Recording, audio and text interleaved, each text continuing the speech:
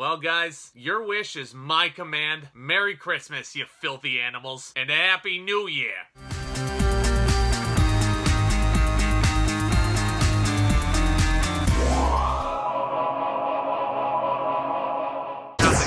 My name is Zack. Welcome back to my channel where I love discussing all brand new things cinema and entertainment. I am so appreciative that you guys decided to click on this thumbnail today. I hope you enjoy your stay, and I hope you're having a happy and safe holiday. And this time around, yeah, you saw the thumbnail, you saw the title. We are looking at the movie that you, the viewers, voted in that I talk about this holiday season.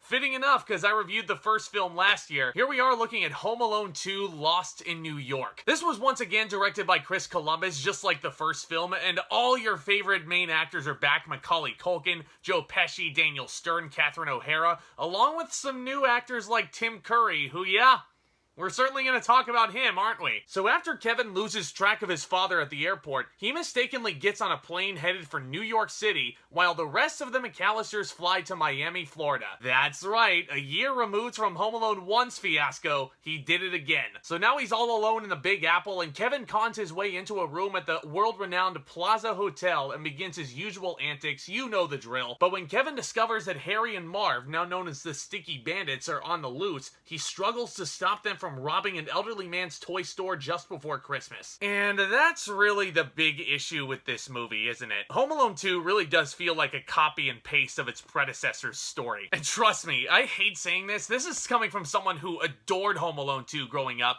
and I'm also someone who held Home Alone 2 in as high of regard as the original instant classic. So this is a very nostalgic film for me, and I'm so stoked that you guys chose this for me to look back on. But, as a critic, I gotta be fair, because it absolutely has its fair share of issues. Just going into that first act, which feels beat for beat, practically identical to Home Alone 1. You know the drill. Kevin's family absolutely hates him, and updated and more manipulative Buzz is still pulling pranks. Kevin has disagreements with his mom, once again played by Moira Rose herself. There's some insane foreshadowing sprinkled throughout it, and it's even copy and pasting right down to the filmmaking. You literally get the same exact opening titles, you get the same quirky theme from John Williams, and literally the same opening shots of the exterior and interior of the McAllister household. And I don't know if this is indicative of Chris Columbus as a filmmaker. Not that he's a bad one, his films are solid, but the same exact problem occurs with the first two Harry Potter films. They feel very much interchangeable in style and tone and what have you. Stay tuned for my first retro playlist of 2022, by the way. And even once Kevin does get to New York City, there's still a lot of familiarity with the plot.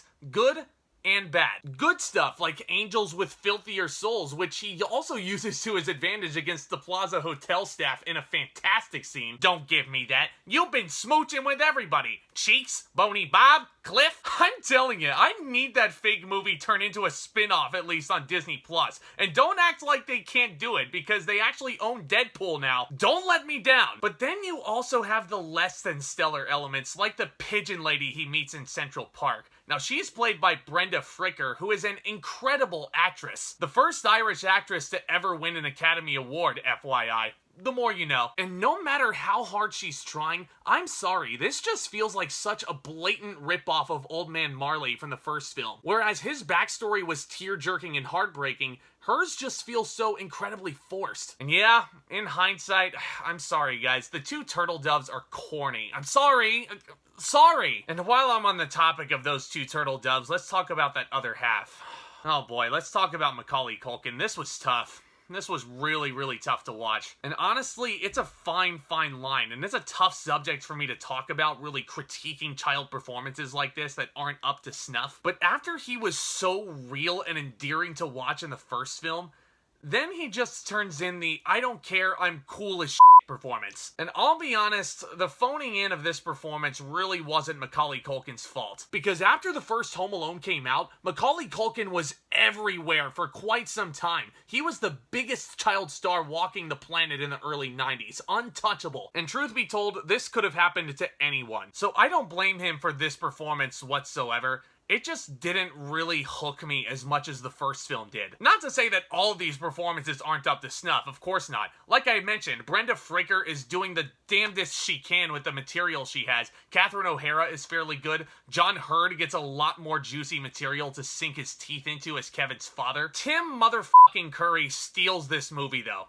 No question about it. He is the best part. He plays the concierge who suspects Kevin upon entry into the Plaza Hotel for credit card fraud. And this hotel stuff with a different actor, it could have come off really, really lame. Especially when you pair him with Rob Schneider, who I'm not the biggest fan of, admittedly. But Tim Curry's delivery is so elegant and so regal that it really elevates the silliness of the material. If you've ever seen Tim Curry in anything else, he really makes it okay to laugh at the silliest things. There's just way too many damn great Tim Curry moments to count in this. How about the cross dissolve with the Grinch? Come on, Ron Howard, that casting choice was right there. Also, how about the weird way he pronounces mundane words like pizza? Mr. McAllister! God, he's so awesome. And not only that, he's elevating actors around him like Rob Schneider as the bellhop. Rob Schneider's misunderstanding about the concept of tips, golden. Gets a laugh out of me every time. And admittedly, like I said, I'm not the biggest Rob Schneider fan.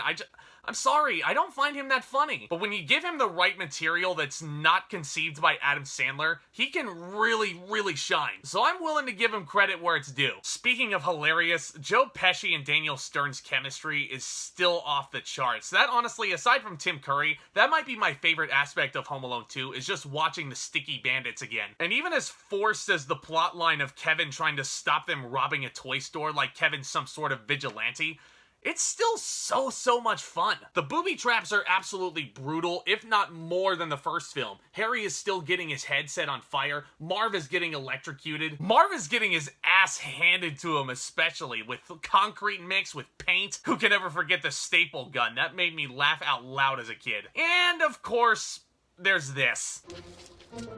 Okay, kid. Give it to me.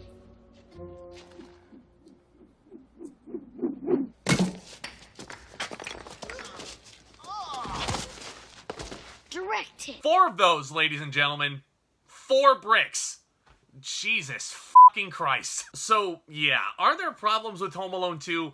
Absolutely. It is certainly not flawless by any stretch. Does not hold a candle to the original. But you know what? It still retains a lot of nostalgia for me, and I still tend to pop it in from time to time every holiday season. It's still a pretty fun watch, all things considered. I'm gonna give Home Alone 2 Lost in New York a B. Yes, despite its flaws, I still hold lots of sentimental value with this movie, just like the first one. Even though they don't compare. Home Alone 1 is still the instant classic, one of the best Christmas movies ever made. But for what it is, Home Alone 2 definitely has some shining moments, especially in the performances of both Sticky Bandits and especially Tim Curry. But let me know what you thought of Home Alone 2 down in the comments section below. Did you guys love it as much as I did growing up? Hot takes only. And let me know, guys, what your favorite Christmas movie of all time is. What do you think is the funniest booby trap in any Home Alone film? And just for funsies, let me know which booby trap you would never want to find yourself on the other side of. Because as always, I love discussing all these fun topics in cinema and entertainment with you guys.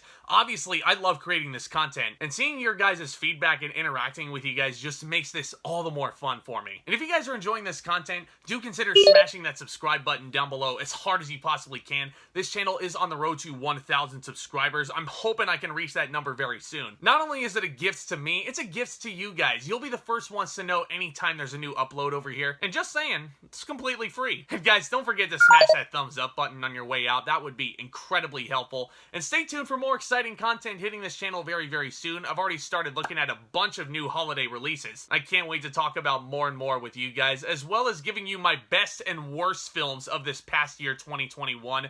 Much better than 2020, I'll just tell you that much. But y'all are the best. I cannot thank you guys enough for your support up to this point. It really does mean a ton. And I hope you guys have a safe and Merry Christmas. I hope you guys get all the gifts you want under your tree, and I hope you get to spend the best of times with your families. And with all that being said, back talk, commence!